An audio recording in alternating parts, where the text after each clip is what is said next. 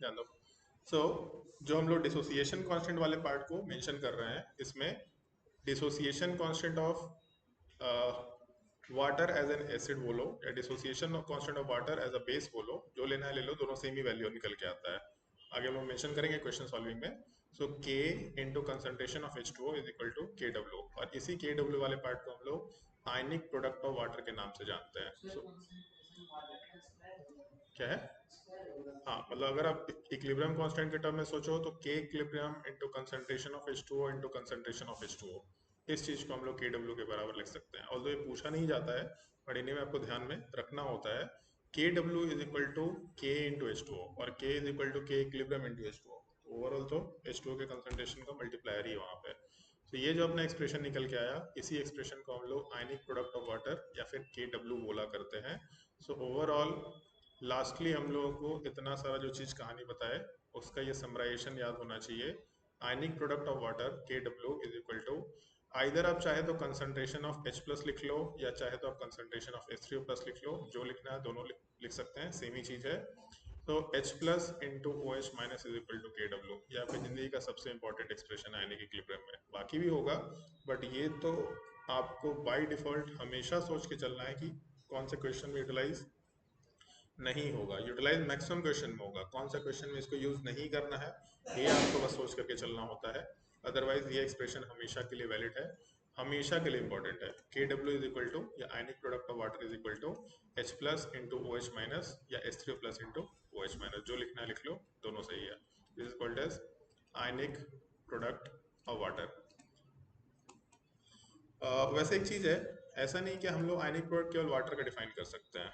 वैसा कोई भी सब्सटेंस जो H प्लस ले सकता है और दे सकता है, जैसे अमोनिया ले सकते हैं। अमोनिया H प्लस लूज करेगा तो क्या बनेगा? NH2 minus. Ammonia H plus gain करेगा तो क्या बनेगा? NH4 plus. सो एक जगह अमाइड आयन का फॉर्मेशन होगा और दूसरी जगह पे अमोनियम आयन का फॉर्मेशन होगा। सो जब अमोनिया H प्लस लूज करेगा तो अमाइड आयन का फॉर्मेशन करेगा, जब अमोनिया H प्लस गेन करेगा तो अमोनियम आयन का फॉर्मेशन करेगा। इसीलिए ये भी एम्फीप्रोटिक सब्सटेंस है। मतलब चाहे तो इसका भी एक्सप्रेशन लिख सकते हैं हम लोग, एक अमोनिया एसिड के जैसा बिहेव किया, एक अमोनिया बेस के जैसा। कभी भी कंफ्यूजन में मत आना, आयनिक प्रोडक्ट लिखने का बड़ा सिंपल सा तरीका है। दोनों पार्ट को लिखो, एक को एसिड के जैसा, एक को बेस के जैसा। अगर ये एसिड है, H प्लस लूज करेगा तो फिर NH2 माइनस बनाएगा।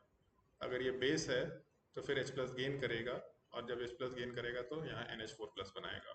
और अगर आपको के डब्ल्यू का एक्सप्रेशन लिखना है, सो के डब्ल्यू के एक्सप्रेशन में सीधा इन दोनों को यूज कर लो, मतलब concentration of NH2 minus into concentration of NH4 plus, this will be ionic product of water के जगह पे ionic product of ammonia word define कर सकते हो। ऐसा कोई वर्ड एग्जिस्ट नहीं करता है, लेकिन अगर कभी क्वेश्चन आया कि calculate the ionic product of ammonia, तो हम लोग आराम से ऐसे एक्सप्रेशन को लिख के लास्टली वहां से डिफाइन कर सकते हैं कि आयनिक प्रोडक्ट का एक्सप्रेशन क्या आना चाहिए। तो जो भी एम्फीप्रोटिक सब्सटेंस होगा वहां पे हम लोग आयनिक प्रोडक्ट वर्ड आराम से डिफाइन कर सकते हैं, इसको कोई दिक्कत नहीं होना चाहिए। ये सबसे शुरुआत का पार्ट है, बट ये बहुत इंपॉर्टेंट पार्ट है। K W is equal to H plus into O H minus, या फिर चाहे तो यहीं पे लिख सकते हैं concentration of H3O plus into concentration of OH minus, but ये सेम, दोनों में कोई डिफरेंस नहीं होता है। अब हम लोग चलते हैं थोड़ा सा ऊपर। ऊपर एक एक्सप्रेशन लिखा था, अगर आप H2O को डिसोसिएट करते हैं तो H प्लस और OH माइनस मिलता है, मतलब सेल्फ डिसोसिएशन हो सकता है। ठीक है, इजी सा चीज है, कोई दिक्कत नहीं है। सो अगर सेल्फ डिसोसिएशन होता है और इक्विलिब्रियम एग्जिस्ट कर रहा, तो इसमें थोड़ा सा एक डिस्कशन है जो हमेशा हम लोगों को याद रखना शुरू करना पड़ेगा। बेसिकली अगर हम लोग ये कंसिडर करें कि टेम्परेचर रूम टेम्परेचर के बराबर हो, रूम टेम्परेचर का मतलब 27 डिग्री सेल्सियस, इस टेम्परेचर पे हम लोगों का जो डिसोसिएशन होता है, डिसोसिएशन का मतलब H2O डिसोसिएट करके H प्लस और OH माइनस बनाया, ये जो डिसोसिएशन निकल के आता है इस पर्टिकुलर टेम्परेचर पे, इस डिसोसिएशन में H प्लस का कंसंट्रेशन, अच्छा एक चीज तो फिक्स है कि अगर मान लो यहाँ से X पार्ट डिसोसिएट हुआ, ये कितना बनेगा? X, ये कितना बनेगा? मतलब ये तो फिक्स है कि H प्लस का कंसंट्रेशन और OH माइनस का कंसंट्रेशन बराबर ही है, इसमें तो कोई दिक्कत नहीं है। और अगर आप 27 डिग्री सेल्सियस पे हैं तो इन दोनों के कंसंट्रेशन का वैल्यू 10 टू द पावर -7 के बराबर आता है। तो अगर आप न्यूट्रल कंडीशन में है तो केवल सिर्फ प्योर वाटर लेके चल रहे, चलो यहाँ लिख लेते हैं प्योर वाटर। प्योर वाटर मतलब न्यूट्रल सिचुएशन। अगर आप प्योर वाटर लेके चलते हैं 27 डिग्री सेल्सियस पे है तो H प्लस और OH माइनस तो बराबर ही होगा 10⁻⁻7 के बराबर। KW का फॉर्मूला क्या बताया अभी, concentration of H plus into concentration of OH minus. ये कितना हो जाएगा 10⁻⁻, ये भी -7 है, ये भी -7 है, कितना हो जाएगा यहाँ पे -14, समझे। सो ये भी एक बात याद रखना है, 27 डिग्री सेल्सियस पे KW 10⁻⁻14 होता है। ये याद नहीं रखना हमेशा कि KW हमेशा 10⁻⁻14 होता है, केवल 27 डिग्री सेल्सियस पे होगा। हम लोग केमिकल इक्विलिब्रियम से सीखते आ रहे हैं कि अगर आप टेम्परेचर चेंज करेंगे तो इक्विलिब्रियम कांस्टेंट चेंज हो जाता है। याद आ रहा है फैक्टर्स अफेक्टिंग इक्विलिब्रियम कांस्टेंट। तो एक चीज बताओ, ये कितना आएगा, कितना आ जाएगा PKW। फॉर्मूला तो याद होना चाहिए PKW का। कभी भी आप P लगा दिया इसका मतलब माइनस लॉग लेना है, माइनस लॉग KW, कितना आ जाएगा 14, ठीक है।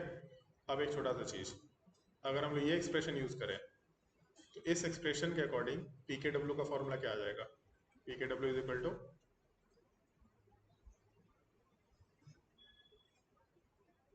Minus log of H plus into OH minus कर देंगे, A इंटू बी करेंगे तो log A plus log B हो जाएगा, मतलब minus log of H plus plus minus log of OH minus हो जाएगा। तो minus log of H plus क्या हो जाएगा PH, minus log of OH minus क्या हो जाएगा POH। So PKW is equal to PH plus POH निकल के आता है। ये एक जनरल फॉर्मूला है, लेकिन आपको ये ध्यान रखना है एट 27 डिग्री सेल्सियस मतलब रूम टेम्परेचर, क्योंकि रूम टेम्परेचर पे PKW 14 के बराबर होता है, so PH plus POH will be equal to 14। ये भी आपके जिंदगी के लिए थोड़ा सा इंपॉर्टेंट पार्ट प्ले करता है, क्यों प्ले करता है सीखेंगे हम लोग आगे। लेकिन अगर 27 डिग्री सेल्सियस है तो फिर PH plus POH is equal to 14 लिया जा सकता है। समझ आया तक का पार्ट सबको, आसान चीज़ है वैसे, ज़्यादा कुछ भारी नहीं है, बट इसका एप्लीकेशन आगे आपको समझ में आएगा। कोई दिक्कत यहाँ तक। सो इसके बाद आपकी ज़िंदगी में आपने एक छोटा सा चीज़ पढ़ा था लास्ट ईयर, नाम जाना पहचाना लगेगा तो बताना, कहाँ से कहाँ तक होता है, 0 से लेके 14। अच्छा न्यूट्रल क्या होता है, तो ये जो 7 है इसको हम लोग न्यूट्रल पॉइंट बोला करेंगे। न्यूट्रल पॉइंट ये वर्ड सीखना शुरू करो, आगे यूज करेंगे हम लोग टाइट्रेशन वगैरह में। सो 0 से लेके 14 तक का स्केल हम लोग को दिख रहा है। 0 तो चलो 0 ही है, 14 तो अभी देखा ना हम लोग PKW था। एक्चुअल में जो PH स्केल होता है 0 से 14 नहीं होता, PH स्केल 0 से लेके PKW होता है। और जो न्यूट्रल पॉइंट है दिस इज, इसको NP कर लेते हैं, neutral point is equal to mid point, lower limit plus upper limit by 2। और अगर हम लोग 27 डिग्री सेल्सियस पे जाते हैं तो 27 डिग्री सेल्सियस पे KW कितना निकल के आया था 10⁻⁻14, तो PKW कितना आ गया था 14। सो क्योंकि 27 डिग्री सेल्सियस पे PKW 14 है इसलिए हम लोग का PH स्केल भी 0 से 14 कंसिडर किया जाता है। और न्यूट्रल पॉइंट कितना आ जाएगा 0 प्लस 14/2, कितना हो जाएगा 7। सो ये जो 14 है ये रूम टेम्परेचर के हिसाब से डिफाइन किया हुआ है, ये यूनिवर्सल नहीं है, इसको चेंज भी कर सकते हैं। कैसे चेंज कर सकते हैं ये हम लोग जस्ट आगे सीखेंगे अभी, बट एक दो डिस्कशन कर लेते हैं। 7 से नीचे जाने पे कैसा सोल्यूशन होता है, एसिड बेसिक या न्यूट्रल, एसिडिक। जितना नीचे जाएंगे उतना एसिडिक, ठीक है। 7 से ऊपर जाने पे क्या होगा, पक्का, चलो ठीक है। तो ये तो बहुत बेसिक सा चीज़ है, तो पता ही है अपने को। अच्छा ऐसा भी तो कर सकते हैं, जैसे पीएच स्केल डिफाइन किया है वैसे ही हम लोग चाहे तो पीओएच स्केल भी डिफाइन कर सकते हैं। पीएच स्केल और पीओएच स्केल में एक ही डिफरेंस है, 27 डिग्री सेल्सियस पे इसमें भी हम लोग 0 से 14 लिख रहे हैं, कोई दिक्कत नहीं है, इसमें भी 7 ही न्यूट्रल पॉइंट है। बट ये जो 7 है इससे नीचे जाने पे, जब पीएच स्केल था तो नीचे जाने पे एसिड था, तो पीओएच स्केल में नीचे जाने पे क्या हो जाएगा बेसिक सॉल्यूशन, और 7 से ऊपर जाने पे क्या हो जाना चाहिए एसिडिक सॉल्यूशन। तो क्वेश्चन पढ़ लेना कि पीएच स्केल बोला है कि पीओएच स्केल बोला है, और उसके हिसाब से भी हम लोग आंसर्स निकाल सकते हैं। दूसरा चीज, इसके बाद हम लोग एक चीज डिस्कशन कर सकते हैं टेम्परेचर डिपेंडेंस का, temperature dependence of pH scale. इसका मतलब क्या है? इसके लिए आपको थोड़ा सा रिकैप लेके जाते हैं इक्विलिब्रियम कांस्टेंट के एक्सप्रेशन पे। कुछ ऐसा जाना पहचाना दिख रहा है क्या? T1 टेम्परेचर पे, ब्लू कलर से लिख लेते हैं, T1 टेम्परेचर पे इक्विलिब्रियम कांस्टेंट K1 है, T2 टेम्परेचर पे इक्विलिब्रियम कांस्टेंट K2 है। कुछ एक्सप्रेशन याद आ रहा है? log K2 upon K1 is equal to minus delta H upon R. 2.303 यार की आर तो पॉइंट, जब ln था तो 2.303 नहीं था, जब log होगा तो 2.303 are 1 upon T2 minus 1 upon T1, ऐसा ही कुछ एक्सप्रेशन लिखे थे। सो हम लोग इक्विलिब्रियम कांस्टेंट बोले या इसी की जगह पे हम लोग आयनिक प्रोडक्ट ऑफ वाटर बोल रहे हैं, सेम चीज़ है। यहाँ पे भी हम लोग आयनिक प्रोडक्ट ऑफ वाटर बोल सकते हैं, बट T2 था तो KW2 कर देते हैं, इसको KW1 कर देते हैं। मतलब अपने एक्सप्रेशन में K2 अपॉन K1 के जगह पे ionic product of water at temperature 2 divided by ionic product of water at temperature 1 will be equal to minus delta H. तो क्योंकि वाटर के डिसोसिएशन की बात कर रहे थे तो इसलिए हम लोग यहाँ पे डेल्टा एच ऑफ डिसोसिएशन लिख के भी काम कर सकते हैं। ये हम लोग का छोटा सा एक्सप्रेशन कंसिडर किया जा सकता है। मतलब KW is a temperature dependent term, और क्योंकि KW टेम्परेचर डिपेंडेंट टर्म है, इसका मतलब टेम्परेचर के साथ क्या वेरिएशन होगा इस एक्सप्रेशन से निकाल सकते हैं।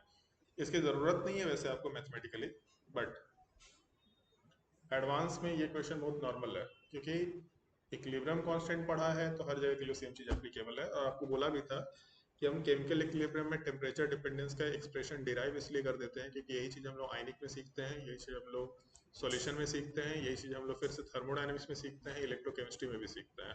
तो काइनेटिक्स में तो सीखना ही सीखना है, लेकिन अगर हम लोग 5 चैप्टर्स पहले पढ़ लिया काइनेटिक्स के तो ये एक्सप्रेशन नहीं छोड़ सकते, रिपीट होते होते दिमाग में डेटा कम से कम याद हो जाना चाहिए। एक सवाल है, टेम्परेचर बढ़ाएंगे, मान लो T2 is greater than T1, तो क्या कमेंट कर सकते हैं हम लोग KW2 पे और KW1 पे क्या कमेंट कर सकते हैं?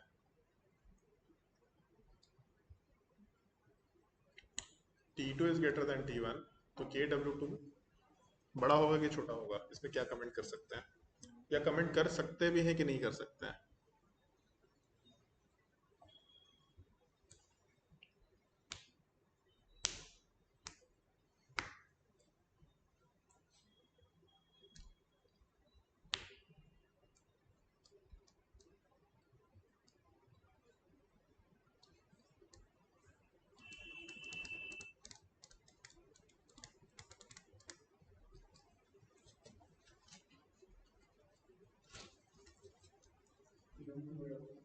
क्यों?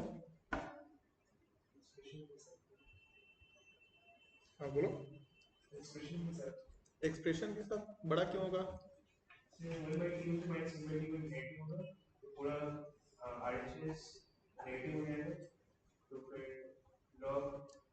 लेकिन डेल्टा एच अगर नेगेटिव हो गया तो?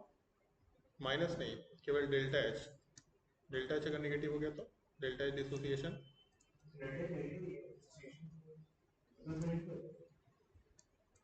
तो एक्सोथर्मिक तो नेगेटिव ही हुआ ना। तो फिर तो सब नेगेटिव हो गया मिला करके। तो सब नेगेटिव हो गया तो लॉग का वैल्यू नेगेटिव कब होता है? जब लॉग के अंदर का वैल्यू 1 से छोटा हो। तो KW2 बाई KW1 1 से छोटा होगा, तो KW2 छोटा हो जाएगा। तो तुम तो बड़ा बोल दिया।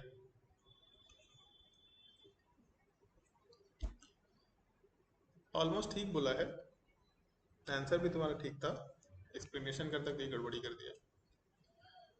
अभी जस्ट ऊपर अब इसीलिए बता दिए थे आप लोगों को कि वाटर का डिसोसिएशन है, and dissociation is always an endothermic process. अभी बोला बोला था ये स्टेटमेंट, डिसोसिएशन हमेशा एंडोथर्मिक होता है। एंडोथर्मिक प्रोसेस का मतलब डेल्टा एच क्या रहेगा? हमेशा पॉजिटिव ही होगा। ये भी हम लोग सीख चुके हैं कि एंडोथर्मिक में हमेशा पॉजिटिव होगा, तो ये हमेशा पॉजिटिव होगा। अच्छा, T2 अगर बड़ा है तो 1/T2 छोटा हो जाएगा 1/T1 से, मतलब ये वैल्यू क्या हो जाएगा? नेगेटिव। यहाँ नेगेटिव है, R positive, delta H positive, बाहर नेगेटिव, तो ओवरऑल क्या हो गया? पॉजिटिव।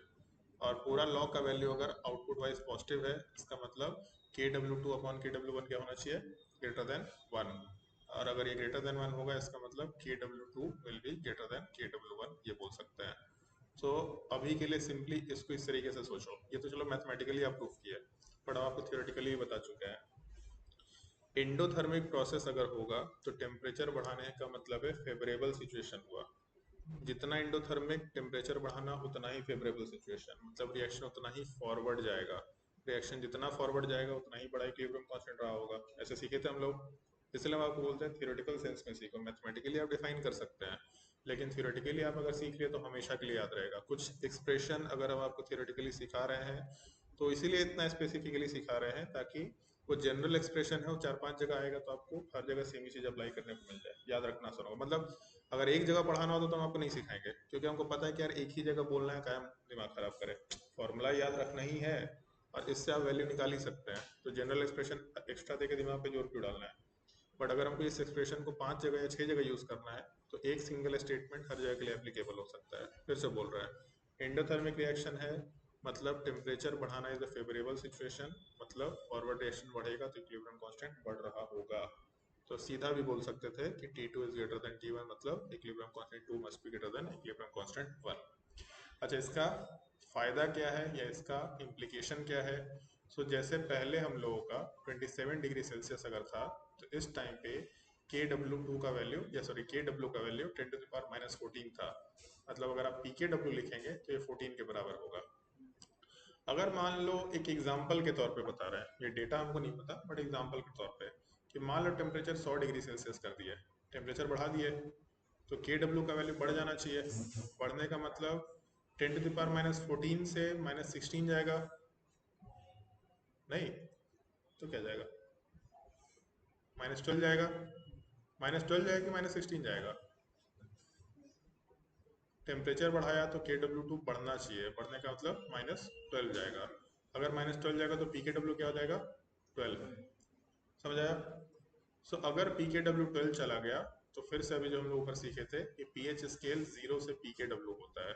इसका मतलब जो अपना pH स्केल होगा 100 डिग्री सेल्सियस पे 0 से 14 ना होकर के 0 से 12 हो जाएगा, तो न्यूट्रल पॉइंट क्या होगा, 6। अब अगर इस टेम्परेचर पे कोई सब्सटेंस है जिसका pH इज इक्वल टू 7 है, तो ये सब्सटेंस अब न्यूट्रल नहीं रहेगा, क्योंकि 6 से ऊपर जाने पे क्या सब्सटेंस का नेचर आएगा,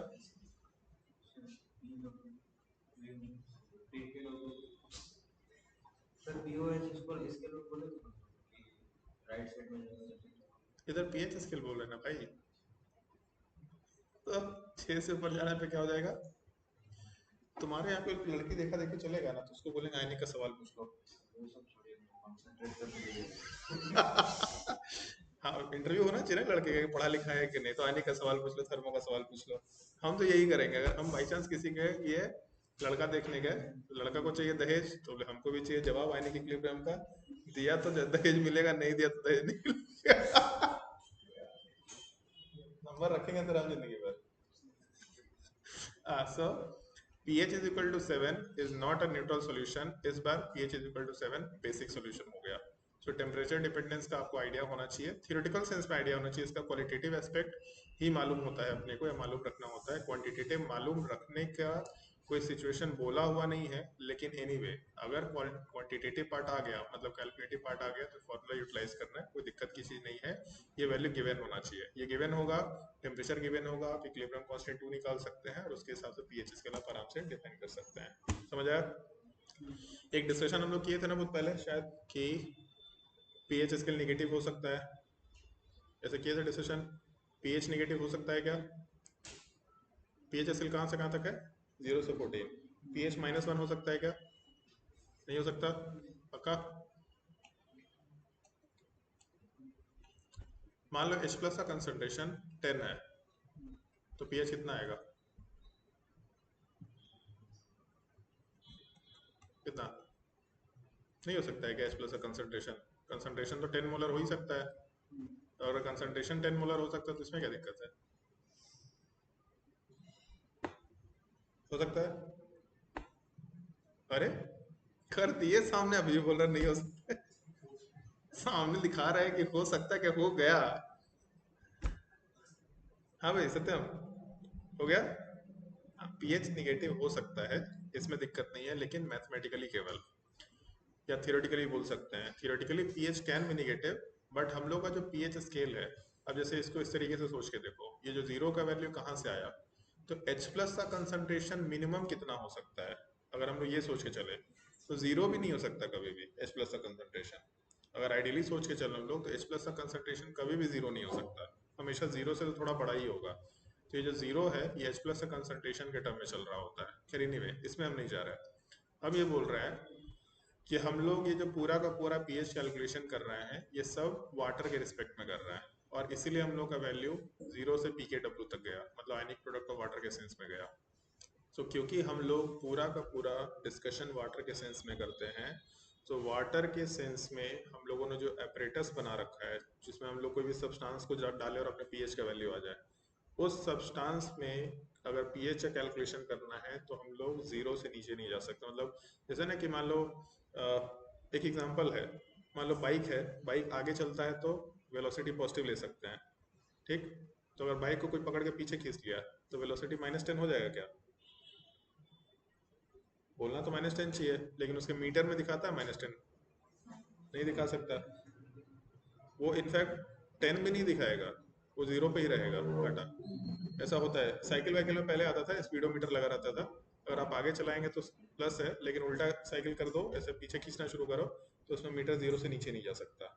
सो बेसिकली जो थियोरेटिकल पार्ट वो पॉसिबल है, थियोरेटिकली कोई दिक्कत नहीं है, बट जो आपका एपरेटस है उसका स्केल 0 से 14 का ही बना हुआ है। तो अगर 0 से 14 है मतलब आप मैथमेटिकली तो जा सकते हैं लेकिन आप एक्सपेरिमेंटली जीरो से नीचे नहीं जा सकते। अच्छा, फिर एक सवाल है कि सर मान लीजिए कोई एसिड ले लें जहाँ H प्लस का कंसनट्रेशन 10 के बराबर है, तो फिर पीएच कितना आएगा? तो रैंडम वैल्यू आना शुरू होगा, मतलब वो एपरेटस एरर वैल्यू देना शुरू करेगा, कभी वो कुछ दे देगा, कभी वो कुछ दे देगा, कभी वो कुछ दे देगा, मतलब क्योंकि उसका डेटा ही गड़बड़ हो गया, उसके सिस्टम से बाहर निकल गया, तो कुछ भी रैंडम वैल्यू निकल के आता जा सकता है। इस चीज़ को एज इन्फॉर्मेशन ध्यान रखना बस, कि pH can be negative theoretically, but experimentally हम लोग पीएच निगेटिव नहीं कर सकते, क्योंकि अपरेटस में रीडिंग ही नहीं है। तो रीडिंग नहीं है तो कुछ भी एरर वाला वैल्यू आ सकता है कुछ। हाँ एक्चुअल में तो आया ना -10 -1, लेकिन -1 अपने रेंज में है क्या? तो क्या बोलेंगे, कैन नॉट बी डिफाइंड। अब कैन नॉट बी डिफाइंड हो तो ऑपरेटर्स कुछ ना कुछ तो करते रहेगा, तो कुछ भी करते रहेगा, और क्या। सो इसमें एक छोटा सा चीज ध्यान रखना, टेम्परेचर डिपेंडेंस में एक ऐसा क्वेश्चन हो सकता है, जैसे मान लो ये जो हम समझाए आपको इसी को क्वेश्चन के फॉर्मेट में डाल देते हैं। Mention whether the substance is acidic, basic और न्यूट्रल। सब्सटेंस एसिडिक है, बेसिक है या न्यूट्रल है, ये आपको मेंशन करना है। पहला case pH is equal to 7, temperature 27 degree Celsius. दूसरा case pH is equal to 8, temperature 8 ले ले क्या, नहीं, pH is equal to 6, temperature 15 degree Celsius. तीसरा, अरे तीसरा pH is equal to 6, temperature 50 degree Celsius. बताइए कि पहला पार्ट एसिडिक होगा, बेसिक होगा, न्यूट्रल होगा? पहले वाले में तो 27 डिग्री सेल्सियस है, मतलब अपना जो नॉर्मल पीएच स्केल सुने 0 से 14 वही रहेगा। अगर 0 से 14 का पीएच स्केल रहेगा तो न्यूट्रल 0.7 आएगा, इसका मतलब पहला वाला केस तो न्यूट्रल होगा। दूसरा और तीसरा क्या होना चाहिए, सत्य पानी नोट दें। सेकंड केस क्या होगा, एसिडिक, बेसिक या न्यूट्रल?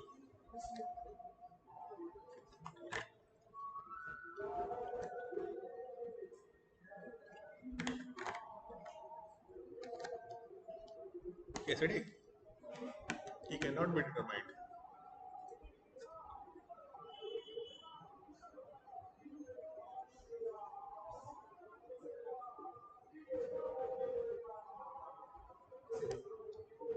एसिडिक होगा कि क्या बोलते हैं, कैन नॉट बी डिफाइंड या can not be determined? Defined तो होगा, कैन नॉट बी डिटरमाइंड।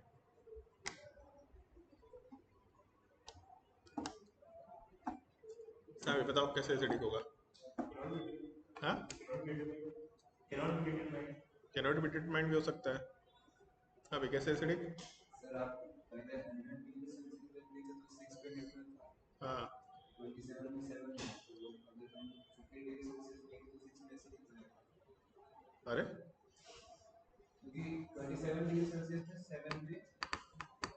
वैसे नहीं याद रखना है बे, 27 और 7 पे न्यूट्रल है, ऐसा सोचना है। जैसे मान लो 27 जब था तो हम लोग का के डब्ल्यू का वैल्यू कितना था? अगर 27 डिग्री सेल्सियस था तो के डब्ल्यू का वैल्यू 10⁻⁻14 था। तो पी के डब्ल्यू का वैल्यू कितना आया था? 14। तो अपना पी एच स्केल 0 से 14 हो गया था।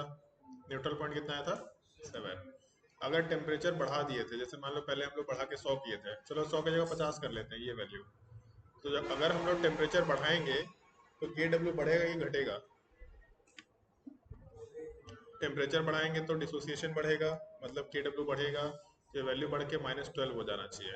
-12 मतलब जस्ट एन अप्रोक्सीमेशन है, हमको नहीं पता कितना वैल्यू होगा। बट बढ़ने का मतलब -14 की जगह -13, -12, -11 कुछ भी हो सकता है। अगर ये -12 हुआ तो पी के डब्ल्यू कितना हो गया? 12। पी एच स्केल कितना हो गया? 0 से लेकर के 12। और मिड पॉइंट कितना का? 6। जब टेम्परेचर घटाएंगे 15 डिग्री सेल्सियस तो फिर पी के डब्ल्यू घट जाना चाहिए। अगर पी के डब्ल्यू घटेगा तो पहले वैल्यू 10⁻⁻14 था, इससे छोटा वैल्यू -16 हो जाना चाहिए। -15, 16, 17 जो लेना है ले लो। 16 ले लिया ताकि कैलकुलेशन आसान हो, तो पी के डब्ल्यू कितना हो गया? 16। और फिर पी एच एस एल कितना हो जाएगा? 0 से 16। और न्यूट्रल पॉइंट कितना हो जाएगा? 8। तो अब 8 के रिस्पेक्ट में छोटा वैल्यू हम लोगों का एसिडिक होगा। तो हम लोगों का पीएच कितना दे रखा है? 6। इसका मतलब एसिडिक है। इनफैक्ट अगर पीएच इज इक्वल टू 6 की जगह 7 भी दे रखा होता तो क्या होता? एसिडिक ही निकल के आता। समझे? सो इस केस में आप लोगों का वैल्यू एसिडिक निकल के आ गया। अच्छा, कैन नॉट बी डिटरमाइंड कब हो सकता था? तो जैसे मान लो ये सेकंड केस देता कि आप यहाँ पे बोल देते पीएच इज इक्वल टू 6 है और टेम्परेचर 50 डिग्री सेल्सियस है। अब हम लोग डिसाइड नहीं कर सकते थे क्योंकि 50 डिग्री सेल्सियस पे कितना के डब्ल्यू बढ़ा है अपने को नहीं पता है। तो पी के डब्ल्यू कितना नीचे आया ये भी नहीं पता है। तब तो कुछ भी हो सकता है ना, हो सकता है न्यूट्रल पॉइंट 5 आ जाए, हो सकता है 6.5 आ जाए। तब फिर आप डिसाइड नहीं कर सकते। ऐसे ये जो वर्ड है can not be determined, determine कर सकते हैं, डेटा होना चाहिए, लेकिन कैन नॉट बी डिसाइडेड अभी हम लोग नहीं बता सकते। मतलब एग्जिस्ट तो करेगा, हम लोग कमेंट नहीं कर सकते अभी के लिए कि क्या कर सकता है। तो कैन नॉट बी डिटरमाइन बोलना कोई दिक्कत नहीं है, ऐसे हम लोग अभी कैलकुलेट बस नहीं कर सकता है। थर्ड केस में क्या होना चाहिए? एसिडिक, बेसिक, न्यूट्रल या can not be determined? Can not be determined.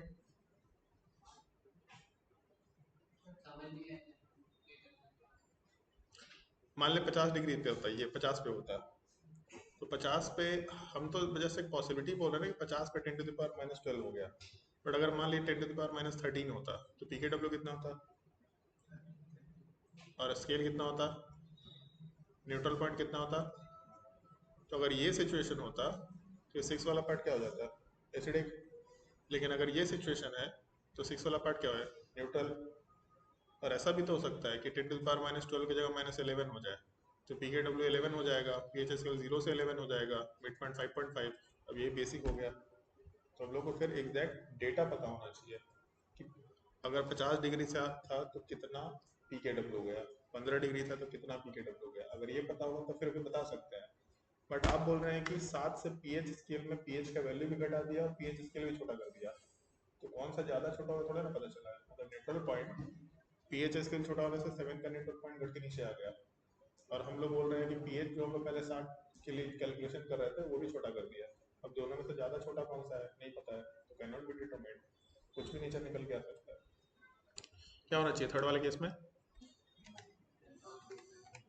Can not be determined. सही में अगला लोग सब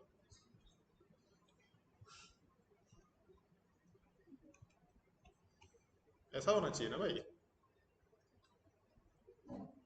कि एसिडिक होना चाहिए।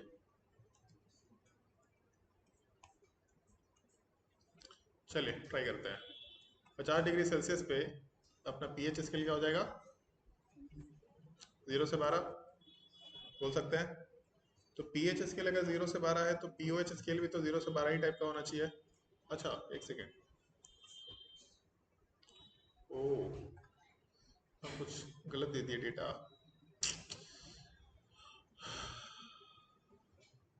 50 डिग्री सेल्सियस पे अगर जाएंगे तो हम लोग का पी के डब्ल्यू, सॉरी के डब्ल्यू बढ़ जाएगा, पी के डब्ल्यू घट जाएगा, P H is equal to 6 दे दिया।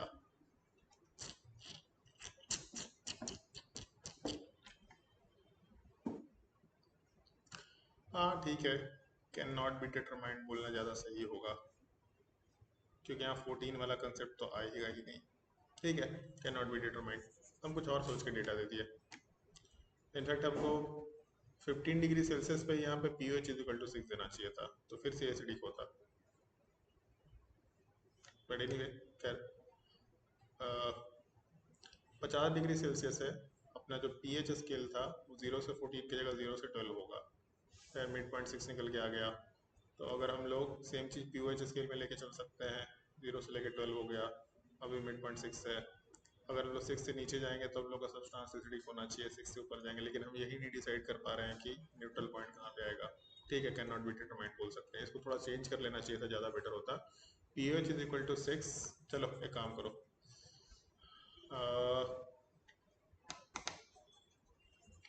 बेटर होगा क्वेश्चन चेंज कर लें।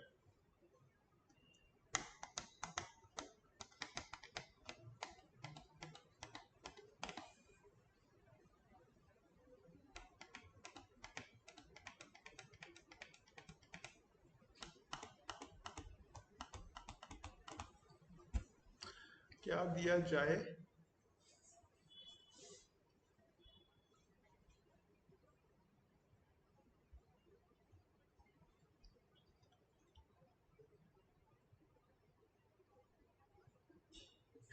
ऐसा कर लो, P O H is equal to 7। ठीक है, ये चलेगा। P O H is equal to 7, temperature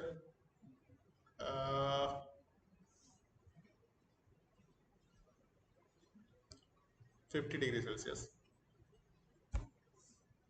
P O H is equal to 7, temperature 50 degree Celsius, ये ठीक है।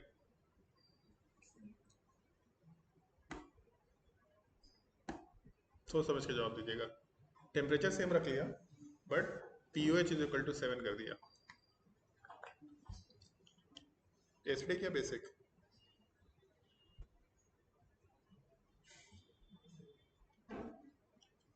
इस बार हम लोग का पी एच स्केल नहीं है, पी ओ एच स्केल है। खैर पी ओ एच स्केल दे रखा हो या पी एच स्केल दे रखा हो, उससे कोई दिक्कत नहीं है, बट एक चीज़ हम लोग डिस्कशन सीख लेते हैं। अगर टेम्परेचर 50 डिग्री सेल्सियस है तो इसका मतलब पी के डब्ल्यू बढ़ जाएगा, सॉरी के डब्ल्यू बढ़ जाएगा। के डब्ल्यू बढ़ जाएगा मतलब पी के डब्ल्यू घट जाएगा। मान लेते हैं 0 से 12 हो गया, तो पी एच स्केल 0 से 12 है तो पी ओ एच स्केल भी 0 से 12 है। न्यूट्रल पॉइंट क्या हो जाएगा? 6। पहले टेम्परेचर जब 27 डिग्री सेल्सियस था तब उस केस में P H is equal to 7 या P O H is equal to 7 neutral हुआ करता था। लेकिन अब अगर पी ओ एच स्केल के टर्म में बात करें, वैसे पी एच स्केल के टर्म में भी बात कर सकते हैं, करेंगे अभी बात। मान लो पीओएच स्केल के टर्म में बात करते हैं तो 6 से 12 के रेंज का सारा वैल्यू एसिडिक नेचर का होगा, तो आंसर तो एसिडिक होगा। बट मान लो पीओएच की स्केल नहीं पता होता, तब क्या करते? तो एक चीज था, अभी जो ऊपर फॉर्मूला लिखा था, P H plus P O H is equal to P K W, जो कि यहाँ पे 12 के बराबर है, क्योंकि हम लोग ने टेम्परेचर चेंज कर दिया इसलिए पी के डब्ल्यू का वैल्यू भी चेंज हो गया। तो अगर पी ओ एच वाला पार्ट 7 है तो पी एच कितना आ जाना चाहिए फिर? 5 निकल के आएगा। सो आप P O H is equal to 7 बोलो या P H is equal to 5 बोलो, दोनों सेम ही चीज़ है। सो अपने इस स्केल में अगर हम लोग इसी की जगह पी एच स्केल रख लिए होते तो 0 से 12 स्केल हो गया, 6 न्यूट्रल पॉइंट हो गया, 6 से नीचे का value 5।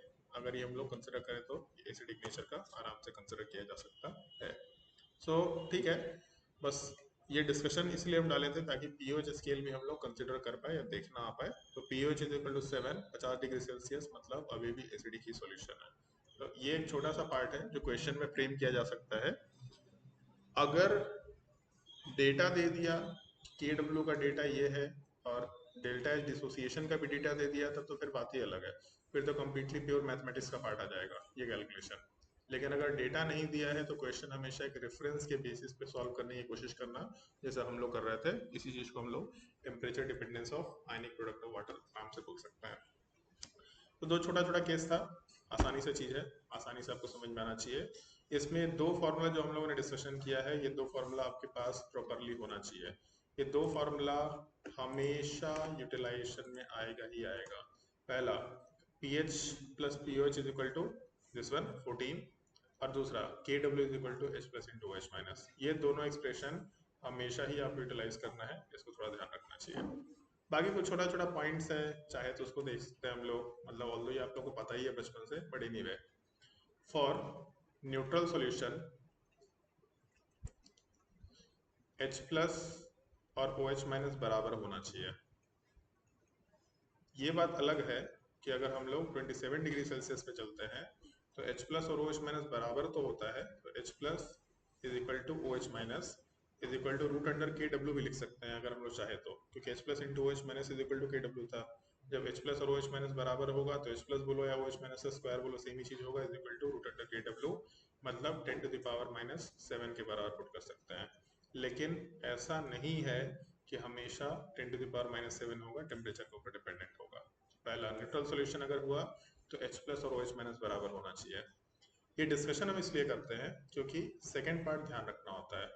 For acidic solution, acidic solution का मतलब ये नहीं है कि सॉल्यूशन में H प्लस प्रेजेंट होगा, सॉल्यूशन में H प्लस ज़्यादा होगा with respect to OH minus, क्योंकि हमेशा हम लोग वाटर के रिस्पेक्ट में बात करते हैं। जब भी आप प्योर वाटर लेंगे तो H प्लस OH माइनस बराबर होगा। बाहर से अगर आपने H प्लस डाल दिया तो ऑब्वियस सी बात है H प्लस का वैल्यू बढ़ जाएगा with respect to OH minus. तो सवाल का एक तरीका होता है, अगर H प्लस का कंसंट्रेशन मान लो 10 टू द पावर माइनस 4 है तो find the value of OH minus, या सीधा ऐसा बोलेगा pH का वैल्यू 4 है तो OH माइनस का कंसंट्रेशन बताओ। कैसे निकालेंगे? तो जिंदगी में एक ही फॉर्मूला है, H प्लस का कंसंट्रेशन इंटू OH माइनस का concentration is equal to KW। KW का मतलब 10 टू द पावर माइनस 14 अगर टेम्परेचर हम लोगों का रूम टेम्परेचर दे रखा तो, अगर कुछ नहीं दिया तो भी आपको रूम टेम्परेचर लेके चलना है। तो H प्लस का value 10 to the power minus 4 डाला, 10 टू द पावर माइनस 14 है, इसका मतलब OH माइनस का वैल्यू आ जाएगा 10 टू द पावर माइनस 10 के बराबर। अगर एसिडिक सॉल्यूशन है तो एसिडिक सॉल्यूशन में अपने H प्लस का वैल्यू ज़्यादा होना चाहिए with respect to OH minus, but दोनों का मल्टीप्लिकेशन अभी भी 10 टू द पावर माइनस 14 ही होगा। ऐसा नहीं होगा कि H प्लस का वैल्यू बढ़ गया और OH माइनस अभी भी 10 टू द पावर माइनस 7 है। हमेशा H plus into OH minus KW के ही बराबर होता है, ये इंटायरली ट्रू है। ये पार्ट टेम्परेचर के ऊपर डिपेंड करेगा, ये किसी और चीज़ पे डिपेंड नहीं कर रहा। मतलब अगर H प्लस बढ़ेगा तो OH माइनस को घटना पड़ेगा, अगर OH माइनस बढ़ेगा तो फिर H प्लस को घटना पड़ेगा। मतलब ऐसा भी बोल सकते हैं हम लोग, third case, for basic solution H plus का concentration will be lesser than concentration of OH minus. मतलब सॉल्यूशन में 10 टू द पावर माइनस 7 का जो डिस्ट्रीब्यूशन और डिस्टर्ब होगा, H plus 10 to the power minus 9, 10, 11 कुछ भी जा सकता है, और OH माइनस माइनस 6, 5, 7 जो भी हम लोग को यूज़ करना है, सॉरी 6, 5, 4 जो भी यूज़ करना है कर सकते हैं। बट ये पार्ट थोड़ा ध्यान रखना, ऐसा कभी नहीं होगा कि हम लोगों का ये वैल्यू चेंज होगा। ये एक्सप्रेशन ऑलवेज ट्रू है, H plus into OH minus is equal to a constant value at a particular temperature. अगर H प्लस बढ़ेगा तो OH माइनस घटेगा, अगर H प्लस घटेगा तो OH माइनस बढ़ेगा। तो क्वेश्चन में हमेशा OH माइनस का कंसंट्रेशन कैलकुलेट करने के लिए बोला जा सकता है। पहले से आपको ये चीज़ पता है, बचपन से सुनते आ रहे हैं आप लोग ये चीज़, लेकिन न्यूमेरिकली इसका क्या सेंस है वो हम लोग को नॉर्मली पता नहीं होता है। This is called as ionic product of water. अभी तक तो यहाँ पे आपको समझ नहीं आया कि इसको हम लोग इतना पढ़ क्यों रहे हैं थ्योरेटिकली, लेकिन इसका एक्चुअल पर्पस आपको क्वेश्चंस में कैसे यूज करना है समझ में आएगा। काफी इंपॉर्टेंट टॉपिक होता है जो हम लोग को मालूम होना चाहिए। यहाँ तक कोई डाउट है किसी को तो पूछ सकते हैं, कुछ भी डाउट है तो पूछ लो।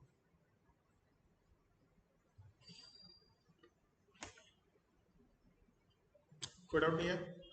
चलो ठीक है। इसके बाद हम लोग अपने अगले टॉपिक पे चलेंगे, कॉमन आयन इफेक्ट। उसके बाद फिर हम लोग नेक्स्ट टॉपिक और डिस्कशन जहाँ पे पीएच कैलकुलेशन पे मूव कर जाएंगे। रिकॉर्डिंग ऑफ करके वापस से ऑन कर लेंगे।